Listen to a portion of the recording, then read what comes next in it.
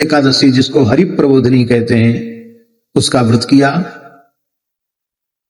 श्री नंद बाबा प्रत्येक एकादशी का निर्जल व्रत करते हैं। तुलसी दल से अपने कुल पूज्य देवता श्री जनार्दन शालिग्राम भगवान का सहस्रार्चन किया, पंचामृत से महाभिषेक किया। ये जो श्री नंद बाबा के कुल पूज्य कुल देवता हैं वो श्री शालिग्राम भगवान हैं, उनका नाम है श्री जनार्दन। इसलिए सुखदेव जी ने कहा समभ्यर्च जनार्दनम, जनार्दन का सम्यक अर्चन किया, पूजन किया। ये वही जनार्दन शालिग्राम भगवान हैं जिनको बाल लीला के समय बाल कृष्ण प्रभु ने अपने कपोल में पधरा लिया था। बाबा अपने ठाकुर की पूजा करते और पूजा करते जैसे ही शंख बजाते तो प्रायः देखा है घरों में भी छोटे छोटे बालक, विजय घंट बजता है, शंख घड़ी बजती है, उनको लगता आरती हो रही है, अब प्रसाद बटेगा। उनको दर्शन से और चरणामृत से भी ज्यादा प्रेम नहीं होता बालकों को, उनको तो प्रसाद से ही विशेष प्रेम होता है। गांव में हमने देखा है, गांव के मंदिर में शंख बजते ही बच्चे दौड़ दौड़ के पहुंच जाते थे प्रसाद लेने के लिए। चरणामृत तो लेना ही पड़ता वहां, इसलिए हाथ फैला देते। लेकिन चनौरी ज्यादा नहीं, गांव के मंदिर में और क्या कोई हलवा पूरी थोड़ी रखा है। चनौरी माने होता है इलायची दाने, सीताराम इलायची दाने भोग में मिलते, पर वही इलायची दाने बालक बड़े प्रेम से पाते हुए ठाकुर जी का प्रसाद आते और बेईमानी भी करते। कहते महाराज हमें नहीं मिलो, झूठ बोलना है, अभी तो लेके दिया। तो कभी कहते हमारी माता जी का दे दो, हमारे पिताजी का दे दो, हमारी दीदी का दे दो, हमारे भैया का दे दो। कई लोगों के नाम से मांग लेते और उनका ब्रह्म ज्ञान इतना सिद्ध होता कि आत्मा में भेद नहीं है, घर पहुंचते किसी को नहीं मिलता, सब खुद ही पा जाते। प्रसाद के प्रथम अधिकारी बालक हैं। प्रसाद बंटने लग जाए तो बड़े लोगों को प्रसाद पहले नहीं देना चाहिए, पहले छोटे बच्चों को प्रसाद देना चाहिए। हमने भी देखा है बड़े लोग बड़ी श्रद्धा से आदर से प्रसाद लेते, सिर से लगा के रख लेते हैं, लेकिन जितना छोटा बच्चा होगा, थोड़ा भी अभी खाना शुरू किया है, कोई चीज उसको दे दो तुरंत मुंह से लगा लेगा, तुरंत खाने लग जाएगा। तो प्राप्त मात्रेण भोक्तव्यम नात्र कार्या विचारणा, इसका पालन छोटे बालक ही करते हैं। तो कृष्ण बलराम भी अपनी सखा मंडली के साथ बाबा के यहाँ शंख घड़ी बजते ही और प्रसाद के लालच में आ जाते। बाबा के यहाँ कौन बात की कमी, माखन मिश्री तरह तरह के मेवा पकवान मिठाई खूब बढ़िया प्रसाद बंटता। एक दिन मैया ने बड़े सुंदर सुंदर गुलाब जामुन बनाए ठाकुर जी के श्रृंगार भोग में, जनार्दन भगवान के ताजे ताजे गरम गरम गुलाब जामुन एकदम गुनगुने और पूरे सोने के बड़े पात्र में ऊपर तक लदे। तो ठाकुर जी ने अपने मन में विचार किया, भैया ये हमारे बाबा को जो ठाकुर जी है ना रोज मिठाई खावे, हाँ मंगला में मिठाई, श्रृंगार में मिठाई, दोपहर में मिठाई, उत्थापन में मिठाई, संध्या में मिठाई, शयन में मिठाई, बहुत मीठो खावे। तो इतेक मीठो खावे तो ये कितेक मीठो होए वो। तो दाऊ जी से कहा कि बाबा की तो आज समाधि लग गई है, ये ठाकुर तो खाए ना रहो बढ़िया बढ़िया गुलाब जामुन, तू खाए और हमको दे। दाऊ जी ने नेत्रों के इशारे से कहा नहीं नहीं नहीं गलत, भोग लग रहा भगवान। दाऊ जी बड़े हैं ना। तो ठाकुर जी ने धीरे से गुलाब जामुन उठाया, दाऊ जी के मुहड़े में दे दिया। ये सिद्धांत है, आपकी चोरी कोई बतावे तो उसको पहले कुछ दे दो। ठाकुर जी ने दाऊ जी को दे दिया। अब और सखाओं ने आंख निकाली, अब भाई बाबा को हिला के कहें, तो सबको एक एक दे दिया, खुद भी एक दो पा लिए। और पाने के साथ ही साथ वो शालिग्राम जी स्वर्ण के सिंहासन से जनार्दन शालिग्राम जी को उठाकर ठाकुर जी ने उनको भी अपने मुख में रख लिया। बाबा की तो लंबी समाधि लग गई। बाबा और कुछ थोड़ी कह रहे समाधि ध्यान में, वो यही कह रहे कि हे जनार्दन भगवान, हमारे कृष्ण बलराम को भलो करियो, इन्हें सद्बुद्धि आ जाए, नेका चंचलता इनकी कम है जाए, अच्छे अच्छे बने, कछु पढ़ो लिखो करें, हैं सभ्यता आवे कछु इनमें। बाबा को तो वात्सल्य है, बाबा थोड़ी समझे कि साक्षात गोलोक बिहारी परमात्मा है, परिपूर्ण परमात्मा है। इस रूप में बाबा नहीं मानते, बाबा तो अपना लाला माने। तो कृष्ण बलराम के लिए प्रार्थना कर रहे हैं, और जब आंख खोले तो क्या देखें कि ठाकुर जी के भोग में से भी बहुत सा प्रसाद गायब, और तो और फूल तुलसी सब नीचे डरे, ठाकुर जी गायब रह गए। बाबा समझ गए कि हमें कन्हैया की कछु न कछु लीला है, क्योंकि जब अधिक चंचल यही है। अरे कन्हैया कहाँ गए हो? ठाकुर जी मेरे कहाँ गए? मेरे दादा परदादा और उनके पूर्वजन के ठाकुर हैं, हमारे कुल के ठाकुर हैं, कहाँ गए? तो ठाकुर जी बालकृष्ण प्रभु ऐसे हाथ करने लगे, बोले नहीं, माने हमें पता नहीं।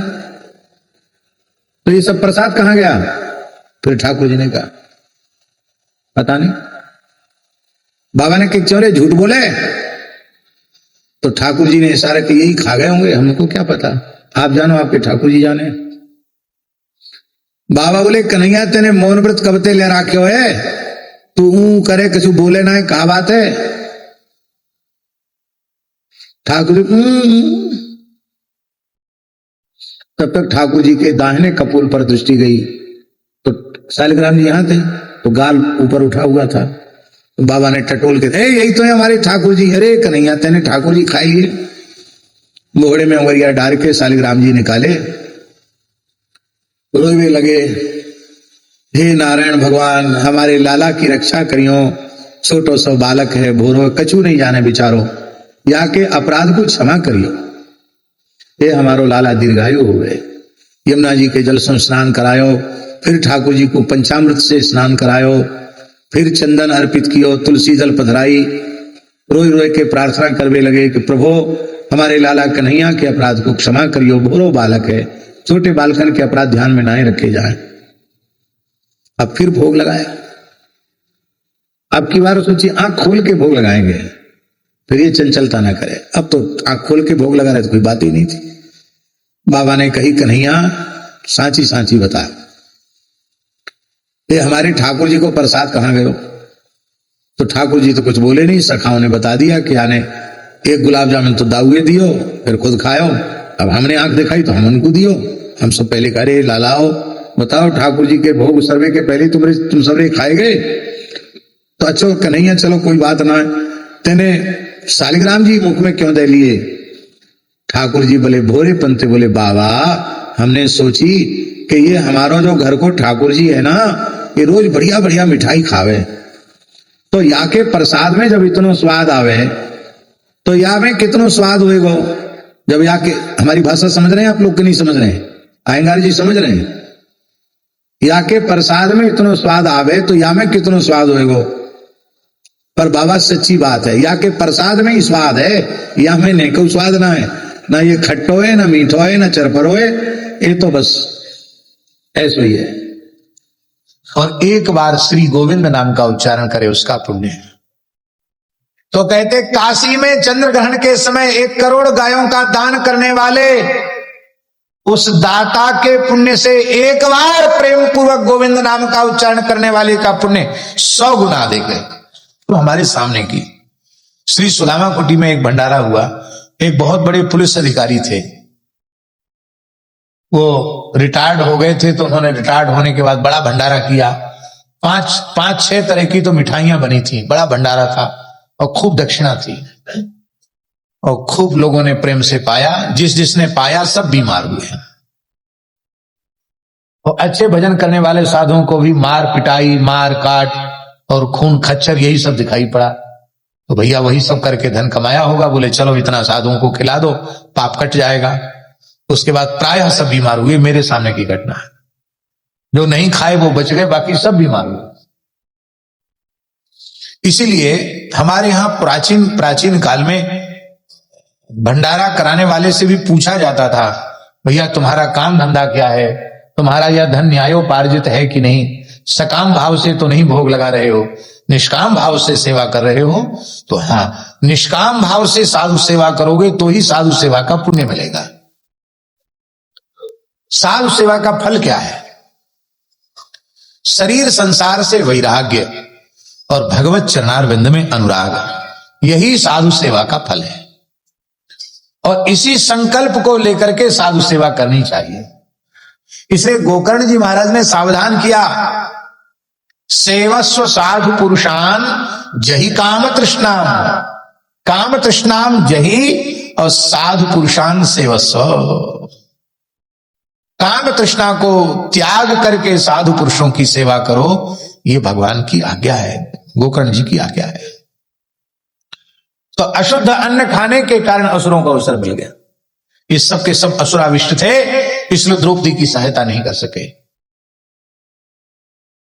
अब अंत में द्रौपदी ने कृपाचार्य की ओर देखा। किसकी ओर देखा? एक बार कृपाचार्य की ओर देख चुकी थी, फिर दोबारा देखा। क्यों देखा दोबारा? इसलिए देखा कि आपके नाम के आगे कृपा शब्द जुड़ा हुआ है, कृपाचार्य।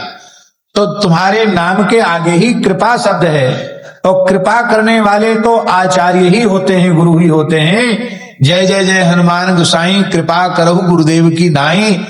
आचार्य तो कृपा स्वरूप ही होते हैं। तो आप कृपा नहीं करोगे तो आपका नाम व्यर्थ हो जाएगा। आप कहेंगे ये भाव आप कहां से दे रहे हैं? ये भाव दाक्षिणात्य आचार्य श्री पराशर भट्टाचार्य जी का भाव, कि द्रौपदी ने एक बार पुनः कृपाचार्य की ओर देखा।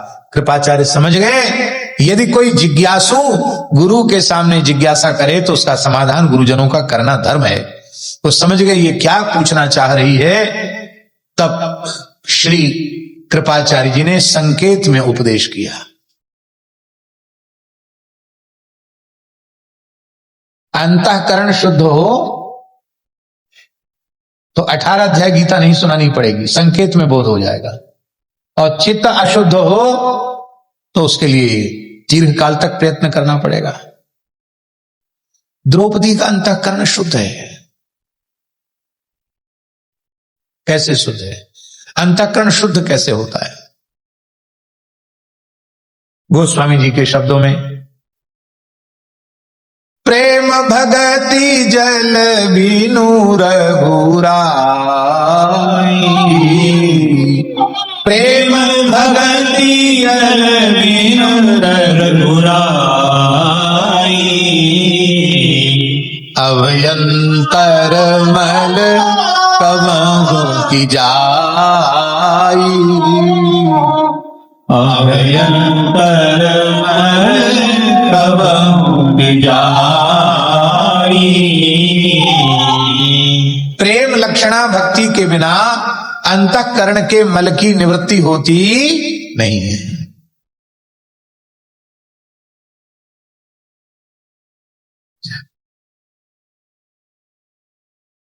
जय। नेत्रों के मार्ग से ही अंतःकरण की मलिनता बाहर निकलती है। जब प्रेमी अनुरागी भक्त भगवत विरह में भगवान को पुकारता है और उस समय उसके नेत्रों से जो गंगा यमुना बहती है, उससे हृदय की सारी मलिनता बाहर हो जाती। द्रौपदी रो रो कर भगवान को पुकार रही है, सारी मलिनता उसकी जा चुकी है, निर्मल अंतःकरण की है। और उस समय कृपाचार्य ने एक उंगली उठाई, सिर नीचा किए बैठे हैं, लेकिन ऐसे एक उंगली उठाई।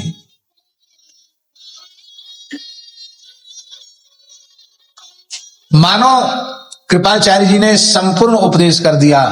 माम एकम शरणम ब्रज, गीता का सार यही ना, सर्वधर्मान परित्यज्य माम एकम शरणम ब्रज। 18 अध्याय की गीता बोलनी नहीं पड़ी, ऐसे एक उंगली दिखाने से गीता का ज्ञान होगा। तू जो कभी अपने पति पांडवों की ओर देखती है कि ये हमारी रक्षा करेंगे, कभी भीष्म की ओर देखती है, कभी मेरी ओर देखती है, कभी गुरु द्रोणाचार्य की ओर देखती है, कभी गुरुपुत्र अश्वत्थामा की ओर देखती है, ये कोई तुम्हें बचाने वाले नहीं है। जीव का एकमात्र रक्षक श्री कृष्ण है। इसलिए एकमात्र श्री कृष्ण को पुकारो। और द्रौपदी ने पुकारा और भगवान ने वस्त्रावतार ग्रहण किया। बोलो भक्तवत्सल भगवान की जय। द्रौपदी ने भगवान को गोविंद कह के पुकारा। क्या कह के पुकारा? गोविंद कह के पुकारा। पांडव गीता में यह बात स्वयं भगवान श्री कृष्ण कह रहे हैं। यद गोविंदेति चुक्रोश कृष्णामां दूरवासिनम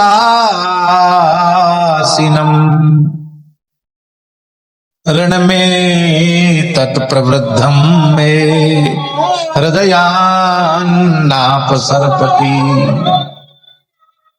भगवान कह रहे हैं कि कौरवों की सभा में द्रौपदी ने जो गोविंद कहकर मुझे पुकारा, उसका इतना भारी कर्ज मेरे ऊपर चढ़ गया है कि कौरवों का संहार होने के बाद, पांडवों की विजय होने के बाद भी मेरा कर्ज उतरा नहीं है। अभी भी गोविंद नामोच्चारण के कर्ज के बोझ से मेरी छाती भारी है, दबी हुई।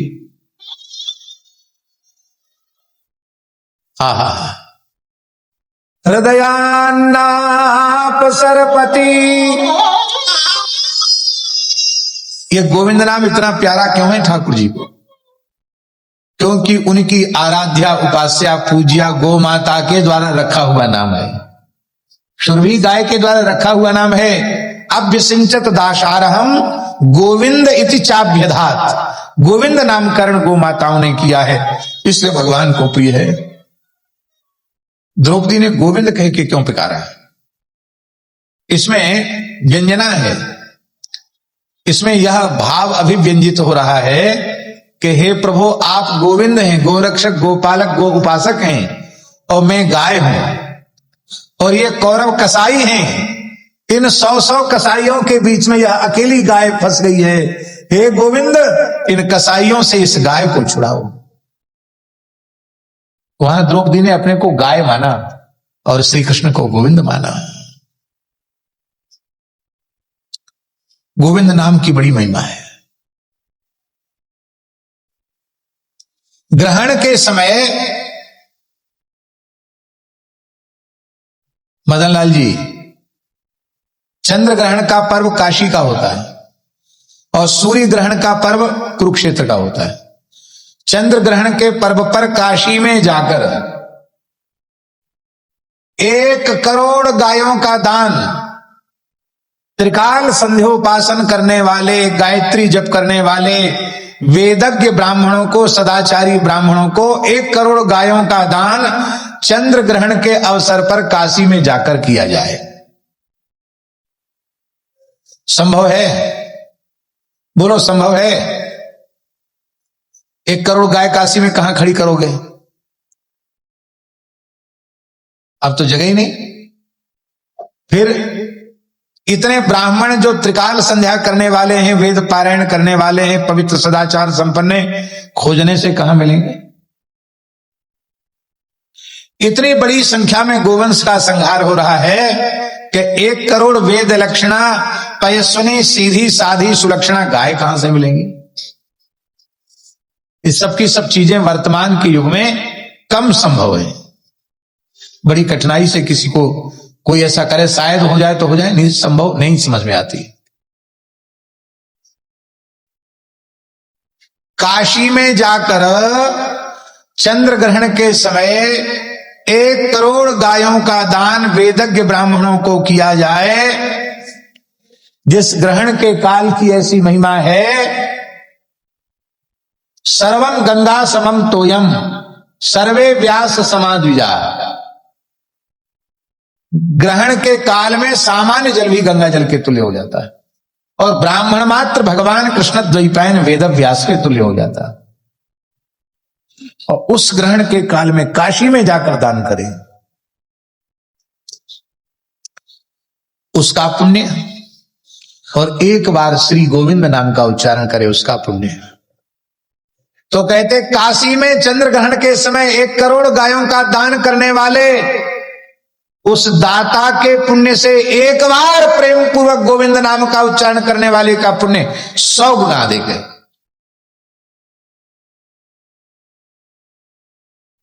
एक यज्ञ नहीं, दो यज्ञ नहीं, यज्ञायुतम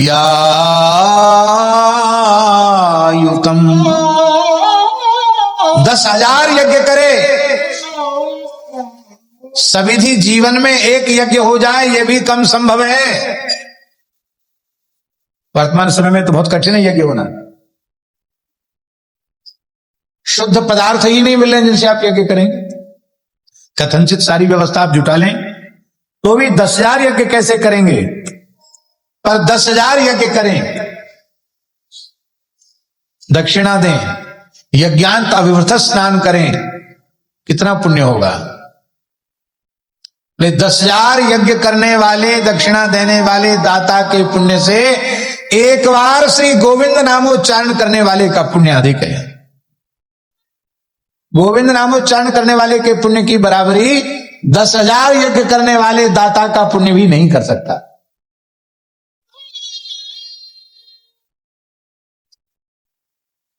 स्वर्ण दान की बड़ी महिमा है।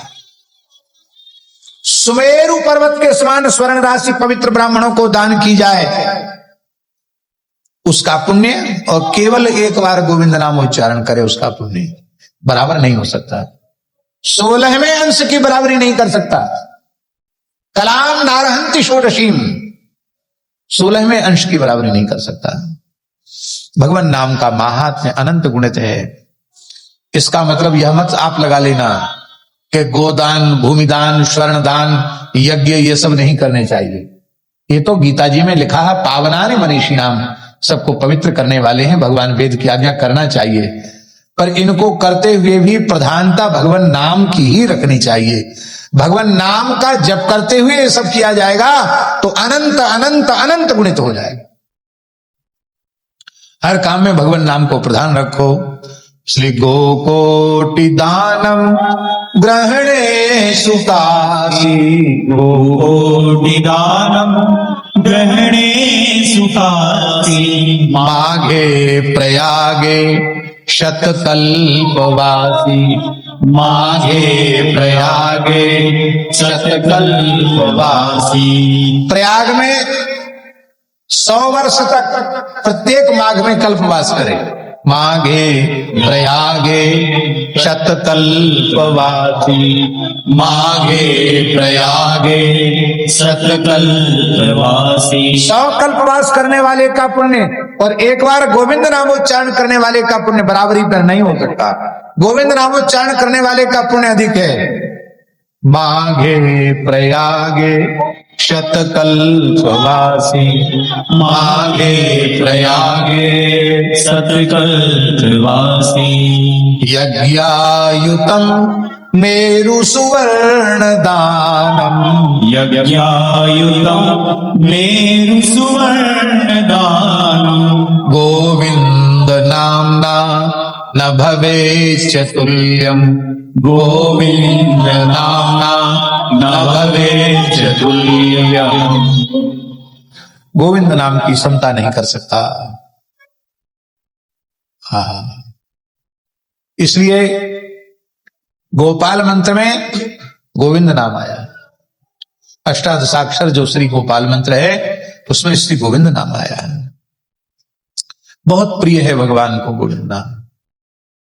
उत्तरा की भक्ति द्रौपदी से श्रेष्ठ कैसे है? द्रौपदी को प्रेरणा देनी पड़ी, कृपाचार्य ने दी प्रेरणा, और पहले द्रौपदी ने इधर उधर देखा, बाद में भगवान का आश्रय लिया।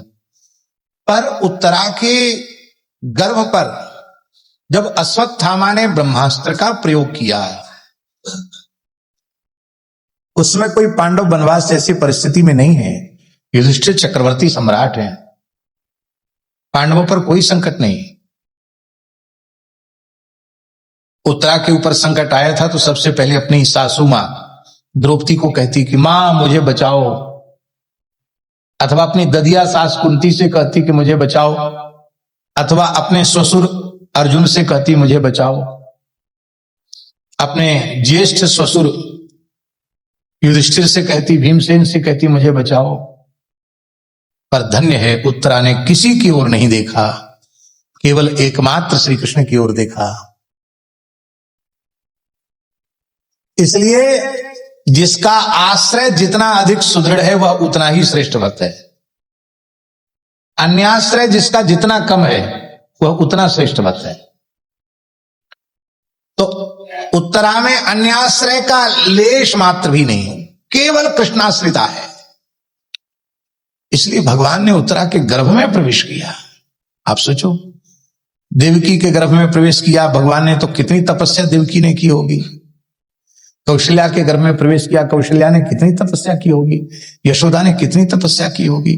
उत्तरा का तो ऐसा कोई पूर्व जन्म का इतिहास सुनाई नहीं पड़ता, पर उत्तरा की पुकार सुनकर भगवान उत्तरा के गर्भ में प्रविष्ट हो गए।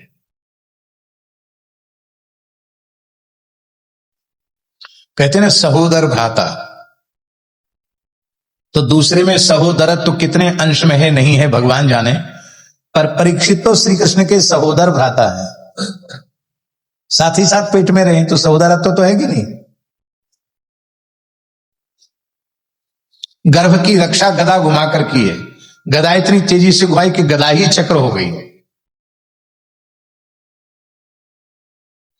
रक्षा क्या की, इतने समय तक ठाकुर जी अपने भक्त की परिक्रमा करते रहे। भक्त की परिक्रमा ही तो की, चारों ओर घूम घूम कर। घूमना क्या, परिक्रमा। तो उत्तरा की भक्ति श्रेष्ठ है, और उस उत्तरा के गर्भ से जो पांडवों में सर्वश्रेष्ठ सर्वोत्कृष्ट भक्ता है, उसके गर्भ से परीक्षित का जन्म हुआ।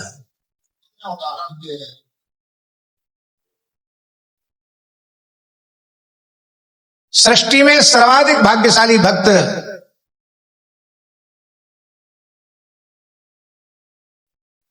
यहां तक आ गए तो बैठने तो बैठ जाओ, वहीं बैठ, इधर आ जाओ, बैठ जाओ। सृष्टि में सर्वाधिक भाग्यशाली भक्त श्री ध्रुव जी हैं। 5 वर्ष की अल्प अवधि में, अल्प अवस्था में, 6 महीने की अल्प अवधि में उन्होंने भगवत साक्षात्कार प्राप्त किया। पर जब हम परीक्षित के सौभाग्य का विचार करते हैं तो परीक्षित का सौभाग्य ध्रुव जी से भी कई गुना अधिक है। क्योंकि ध्रुव जी को तो 5 वर्ष की अवस्था में 6 महीने की उपासना से दर्शन हो रहा है, परीक्षित को तो गर्भ में ही भगवान का साक्षात्कार हो रहा है।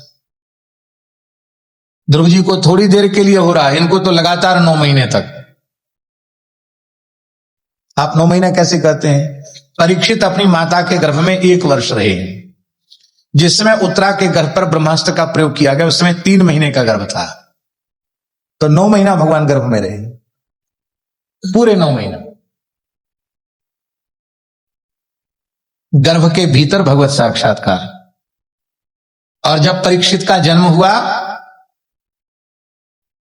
तो ब्रह्मास्त्र नष्ट नहीं हुआ था, क्योंकि ब्रह्मास्त्र अमोघ अस्त्र है, पर भगवान गर्भ की रक्षा कर रहे थे। एतावता ब्रह्मास्त्र का प्रभाव गर्भ पर नहीं हुआ, पर जन्म होते ही ब्रह्मास्त्र का प्रभाव हो गया, और उस ब्रह्मास्त्र के प्रभाव से परीक्षित की मृत्यु हो गई। जन्म लेने के बाद परीक्षित की मृत्यु हो गई। महाभारत में लिखा है, आप ठीक से पढ़ते नहीं।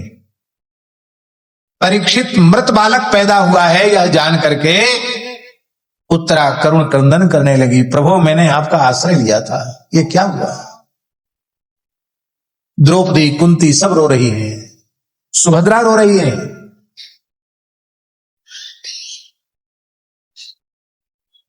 सबकी सब रो रही है। द्रौपदी की पुकार, सुभद्रा की पुकार, कुंती की पुकार और अपनी प्राण प्यारी भक्ता उत्तरा की पुकार सुनकर द्वारिकाधीश श्री कृष्ण सूतिका गार में ही प्रकट हो गए। बोलो भक्त वत्सल भगवान की जय। सुभद्रा ने कहा, अब बहानेबाजी से काम नहीं चलेगा, अपनी भगवत्ता का प्रयोग करके बालक को जीवित करना होगा। उत्तरा ने कहा, भगवान आपने प्रतिज्ञा अपने भक्तों की रक्षा की है, और भक्तों के विरोधियों ने प्रतिज्ञा भक्तों के सर्वनाश की, वंशनाश की है। आपकी प्रतिज्ञा की रक्षा होनी चाहिए, क्योंकि आप सत्य संकल्प हैं। भगवान की गोद में परीक्षित को दिया गया। अचेतन परीक्षित भगवान की गोद में है, और भगवान ने अपने दाहिने कर कमल का स्पर्श मस्तक पर कराया। अपनी करुणा भरी प्रेम भरी दृष्टि से परीक्षित की ओर देखा और कहा, यदि मेरी अर्जुन में निष्कपट प्रीति हो तो ये बालक जीवित हो जाए। अर्जुन उपलक्षण है, कहने का आशय है मेरी भक्तों में निष्कपट प्रीति हो तो जीवित हो जाए। भक्तों के प्रेम को दांव पर लगाया भगवान ने और परीक्षित जीवित हो गए। गर्भ में भगवत साक्षात्कार और गर्भ के बाहर आए तो किसी को देखा ही नहीं। आंख खुली, प्राण आए, चेतना आई तो कृष्ण कृपा से आई। और जब नेत्र खुले तो देखा तो किसको देखा? किसकी गोद में चेतना आई? कृष्ण की गोद में चेतना आई। और देखा तो किसको देखा? श्री कृष्ण को देखा। कितने भाग्यशाली हैं परीक्षित, कौन वर्णन कर सकता है इनके सौभाग्य का।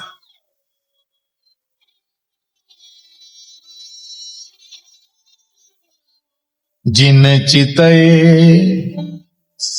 प्रभु जे प्रभु फेरे, ते सब भय परम पद जोगु, भरत दरस मेटा भवरोगु। भगवान जिसकी ओर अपनी करुणा भरी दृष्टि से देख लें अथवा जो भगवान की ओर देख ले वो जन्म मृत्यु के चक्र से छूटकर परम पद का अधिकारी हो जाता है। यहां तो भगवान को देखा है परीक्षित ने देखा है भगवान को। परीक्षित के कल्याण में संदेह कहां है? इसे कृतो लोक हितम नृप। अब इतने विवेचन से आपको सुस्पष्ट हो गया होगा कि परीक्षित को अपने कल्याण के लिए कथा सुनने की बिल्कुल जरूरत नहीं है, वो जीवन मुक्त है। पर हम लोग तो नहीं है ना। हम लोगों का प्रतिनिधित्व, जीवों का प्रतिनिधित्व आचार्य करते हैं। श्रवण भक्ति के आचार्य हैं श्री परीक्षित जी महाराज। हम जीवों का प्रतिनिधित्व कर रहे हैं। यदि परीक्षित ने यह प्रश्न न किया होता तो हम लोगों को एक सप्ताह पर्यंत भागवत की कथा सुनने को कैसे मिलती। तो पहला कारण तो समझ गए। पहला कारण भक्तवंश में अवतीर्ण है। दूसरा कारण भीतर भी गर्भ में साक्षात्कार, गर्भ के बाहर साक्षात्कार। तीसरा कारण उस समय के जितने ऋषि मुनि महात्मा हैं सब गंगा तट पर बैठकर एक ही संकल्प कर रहे हैं, जब तक परीक्षित को श्री कृष्ण चरण कमल की परिपूर्ण रूप से प्राप्ति नहीं हो जाएगी तब तक हम अपना चिमटा यहीं गाड़ कर बैठे रहेंगे, तब तक हम उठेंगे ही नहीं। महाराज जी, किसी एक अधम से अधम, पापिष्ठ से पापिष्ठ, मलिन से मलिन जीव के कल्याण का संकल्प कोई एक महापुरुष कर लें, महापुरुष कर लें। हम जैसे रोटी राम नहीं, खाए सोए ऐसे नहीं। वस्तुतः जो संत हैं, भगवान के प्रेमी अनुरागी महापुरुष हैं, यदि किसी अधम से अधम जीव के कल्याण का संकल्प कर लें और वह जीव सर्व साधन शून्य हो तो भी उसे नित्य गोलोक की प्राप्ति होगी होगी होगी, इसमें संदेह। बस वे हृदय से संकल्प कर लें इस जीव का कल्याण होना चाहिए, हो जाएगा कल्याण। कितने भाग्यशाली हैं परीक्षित। उस काल के सभी ऋषि मुनि महात्मा परीक्षित के कल्याण का संकल्प लेकर बैठे हैं। इन महापुरुषों की, हरिभक्तों की, संतों की, प्रेमी अनुरागी वैष्णवों की कितनी महिमा है। जीवन भर कोई साधन न बनाओ, मरते समय कोई संत सौभाग्य से आ जाए और उनकी दृष्टि मरने वाले के ऊपर पड़ जाए। वो बेहोश पड़ा है, कोमा में, उसको होश ही नहीं, पर जिस समय प्राण निकल रहे थे किसी संत की दृष्टि पड़ रही थी। इतने मात्र से वह व्यक्ति निष्पाप होकर वैकुंठ का अधिकारी हो गया।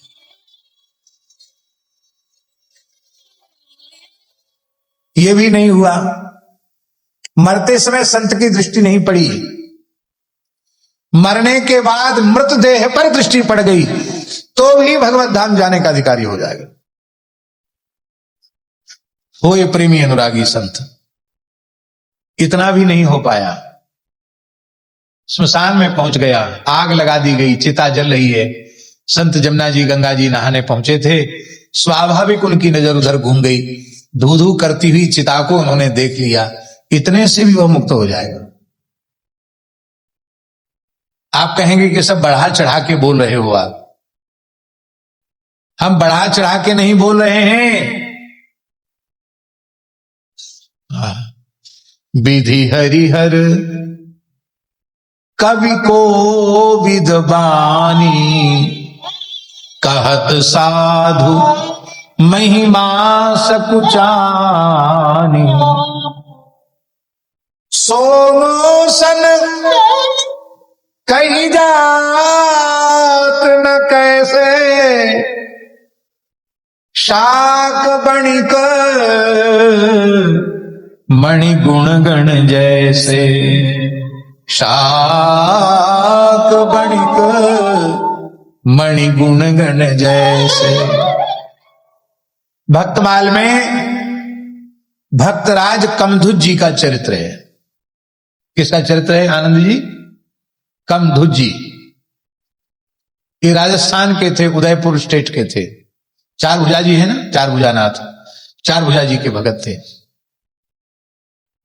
राणा का काल था, उदयपुर में महाराज राणा थे। इनके बड़े भाई राणा जी के यहां नौकरी करते थे, पर ये बचपन से ही साधु प्रकृति के थे, भजनानंदी स्वभाव के थे, खूब राम नाम का जप करते थे। तो संसार के लायक नहीं थे, इसलिए विवाह से बच गए। कोई अच्छे लक्षण होते संसार के अनुसार, खाने कमाने वाले तो ब्याह हो जाता, सीधे साधे थे, माला फेरते थे। यही उनका गुण संसार से बचाने वाला बन गया, और विवाह उनका हुआ नहीं था, ऐसे भजन करते थे। घर में सब कमाने वाले थे, पर अकेले कमधुज जी कमाते नहीं थे, खाली माला फेरते थे। सबकी आंख में खटकते थे वो, ये कुछ नहीं करता है, खाली माला फेरता है और भोजन करता है। बड़े भाई ने कहा कि देखो भाई, तुम सबकी नजर में खटक रहे हो, हम बड़े पद पर हैं राणा जी के दरबार में, तुम्हारा भी नाम वहां लिखा देंगे। एक बार खाली दरबार में हाजिरी दे आया करो, बाकी रजिस्टर भरना तो हमारा काम, कुछ तनख्वाह मिल जाएगी, घर के काम में आएगी। आपने मना कर दिया कि हम तो राम जी के नौकर हैं, राम जी के ही भजन करेंगे, हम किसी राणा वाणा के नौकर नहीं हैं।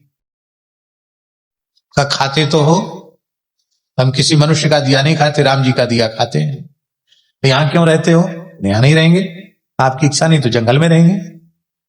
जाओ जंगल में, देखते हैं कौन तुम्हारी सहायता करता है। बोले हम जंगल में चले जाएंगे। भाइयों ने कहा वहां जंगल में मर गए तो कौन जलाएगा तुमको? ये झगड़ा हो रहा है। तो बोले तुमको कौन, आप लोगों को कौन जलाएगा? हमको हमारे लड़के बच्चे जलाएंगे, तुम्हारे तो कोई आगे पीछे नहीं, यहां मरोगे तो कम से कम तुम्हारा दाह संस्कार तो कर देंगे। कमधुज जी ने कहा जिनको तुम अपना मानते हो, तुम्हारे मरने पर वे तुम्हारा दाह संस्कार करेंगे, तो हमारे तो एकमात्र श्री रघुनाथ जी हैं। हम मरेंगे तो हमारे राम जी जलाएंगे, आप हमारी चिंता क्यों करते हो? अच्छा तो जाओ। घर में किसी को उनकी आवश्यकता का अनुभव था नहीं, और कमधुज जी घर छोड़ के चले गए, जंगल में चले गए। वहीं भजन करने लगे। भजन करते करते समय पूरा हुआ शरीर की आयु का, और कमधुज जी की मृत्यु हो गई।